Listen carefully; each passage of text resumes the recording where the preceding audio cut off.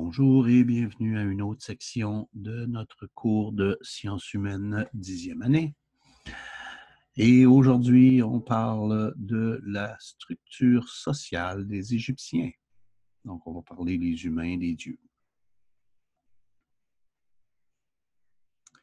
La pyramide sociale d'Égypte. Premièrement, tout en haut de la pyramide, ici, se trouve le pharaon. C'est lui qui détient l'autorité absolue. Il représente les dieux sur terre. Tu te rappelles, même on dit qu'il est un Dieu vivant. Il gouverne le royaume, le territoire et l'armée. C'est lui qui a toute autorité de tout. Les scribes et les prêtres. Ensuite, il y a les nobles. Ils sont souvent des scribes et des prêtres. Le vizir, qui est le chef de la justice, qui dirige l'économie et qui administre le royaume avec le pharaon. Donc, il travaille avec le pharaon pour administrer le royaume. Le pharaon dit, tu fais ça, lui, il trouve une façon de le faire. Ainsi que les hauts fonctionnaires. Donc, il y a les hauts fonctionnaires qui sont dans cette section-là. Les chefs militaires et les grands prêtres qui sont aussi inclus dans ça. Et les prêtres, eux autres, veillent à la transmission du savoir religieux et au respect des rites.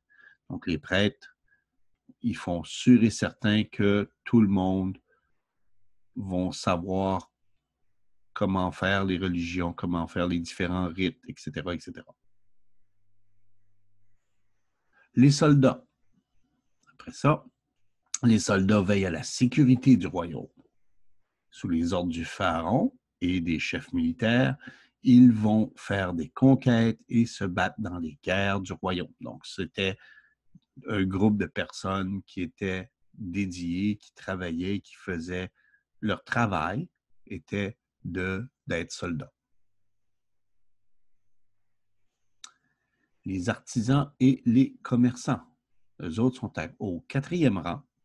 Il y a les artisans et les commerçants qui produisent les biens et font des échanges commerciaux. Donc, les artisans et les commerçants, ils travaillent, eux autres. C'est eux autres qui travaillent. Là, ils commencent. C'est à partir de là que commence le travail. Comme on dit en anglais, hands-on stuff. Les paysans. Puis, l'avant-dernier rang, il y a les paysans. Ce sont eux autres qui cultivent la terre et qui payent les impôts. C'est les paysans, eux autres qui cultivent et qui payent les impôts. Les autres ne payent pas nécessairement d'impôts. Les esclaves et les prisonniers de guerre. Finalement, ce sont les esclaves qui sont au dernier rang. C'est soit des prisonniers de guerre, des criminels ou des enfants d'esclaves, et on leur fait faire différents travaux. C'est beaucoup eux autres qui font le gros du travail. Le gros du travail, c'est les esclaves et les prisonniers qui font ça. Question révision. Donc, tu sais que tu peux toujours revenir, arrêter le vidéo et revenir si tu veux pour trouver les réponses, si tu n'essaies pas tout de suite. Qu'est-ce que le pharaon qu'est-ce que le pharaon gouverne sur Terre? Donc, c'est quoi les choses qui gouvernent? Qui a un rôle presque aussi important que le pharaon? Quel groupe fait ou font le plus de travail? Il y en a peut-être plusieurs groupes ici. Quel est le travail des prêtres? Qui fait partie des scribes? Il y en a 3. Et qui paye les impôts? Maintenant, on va parler un peu plus des dieux. Comme tu sais, les Égyptiens sont polythéistes, donc ils croient en plusieurs dieux. Pour te donner une idée de la diversité des divinités égyptiennes, voici une liste des principaux dieux et déesses. Il y a 2 sortes de divinités. Celle qui est associée à une région, donc les les dieux locaux, les dieux d'une région spécifique, et les autres qui sont plus répandus dans tout le pays. Donc, il y en a qui sont juste à un endroit, puis il y en a que tout le monde connaît partout dans le pays. Moi, je vais parler surtout de ceux des dieux qui sont répandus dans le pays, parce qu'il y en a beaucoup trop. Si je devais inclure les régions et tout, on parle de plus que 2000 différents dieux. So, non, je ne commence pas à faire 2000, un petit peu trop long. Donc, ça va être juste les plus importants. Anubis. Anubis, c'est le dieu à tête de chacal. C'est lui qui est le protecteur des tombes, c'est lui et des défunts. Il est aussi responsable de la cérémonie de la pesée du cœur, comme on a déjà vu dans un autre PowerPoint avant. Hathor, son nom signifie maison d'Horus. Elle, c'est une déesse, donc c'est une femme, la déesse de l'amour, de la beauté, de la musique et de la maternité et de la joie. Elle est souvent représentée sous les traits d'une vache ou d'une femme portant le disque solaire entre les cornes, comme ici. Horus. Horus, lui, il est le dieu du ciel, fils d'Isis et d'Osiris, et ennemi de Seth. Il est représenté par un homme à tête de faucon. Il est coiffé de la double couronne. Psychon. Okay, la double couronne. Ici. Isis. Okay. L'épouse et sœur d'Osiris. Oui, épouse et sœur. Ce n'est pas une erreur ici. Donc, il a marié sa sœur. Et elle est la mère de Isis, elle est la mère d'Horus. Isis est considérée comme la mère et la protectrice des pharaons. Isis, c'est elle qui protège les pharaons. Son nom en hiéroglyphe signifie siège. Elle le porte sur sa tête. Comme tu vois ici, c'est un siège. Une place pour s'asseoir. À une époque, on disait qu'elle était la personnification du trône. Donc, c'était elle qui était comme celle-là qui montrait le trône où le pharaon pouvait s'asseoir. Plus tard, elle a été représentée avec un disque solaire entre les cornes de vache. Mais ce n'est pas la même chose que Hathor qu'on a déjà vu, c'en est une qui est différente. Okay? Donc, ça a juste changé un peu avec le temps, sa représentation.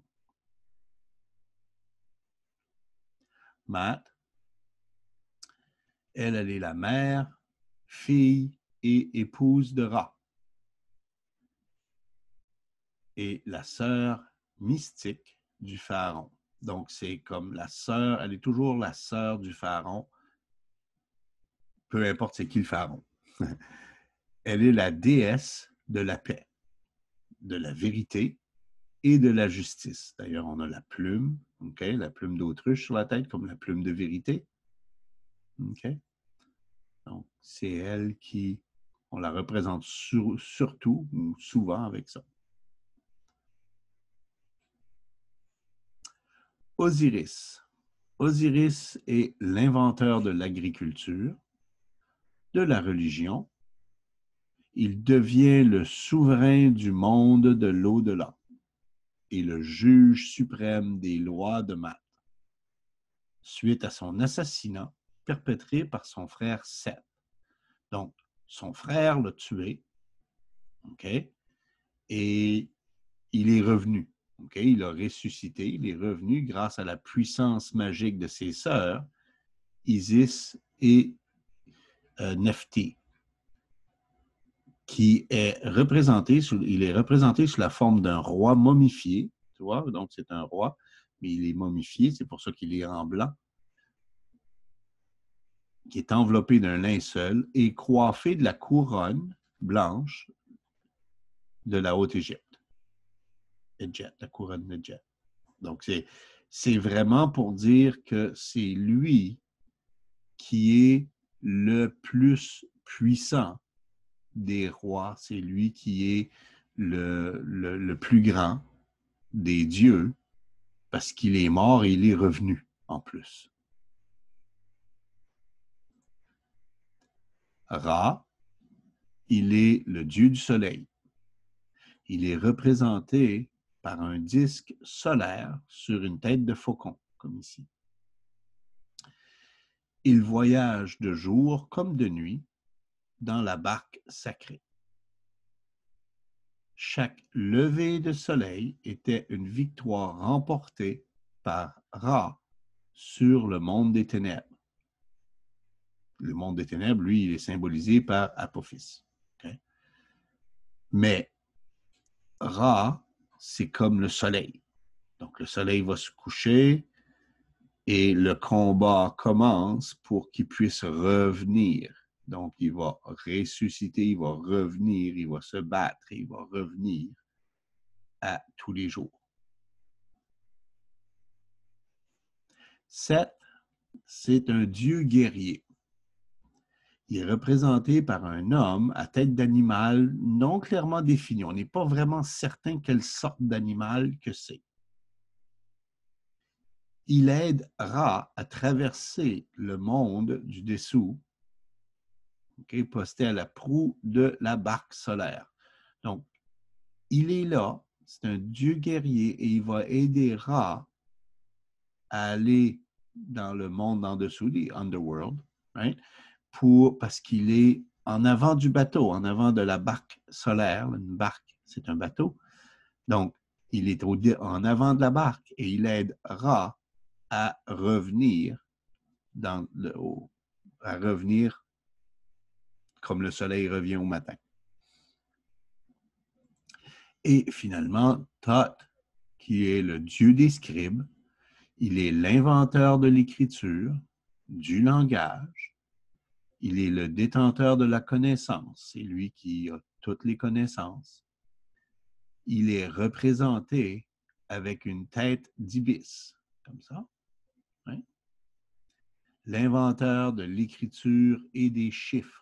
Il est le dieu du savoir. C'est lui qui sait des choses. Il y en a un qui est intelligent, qui sait des choses, il sait lire, il a inventé l'écriture, il a tout ça. Donc, il y a toutes ces connaissances-là. Et c'est fini pour aujourd'hui.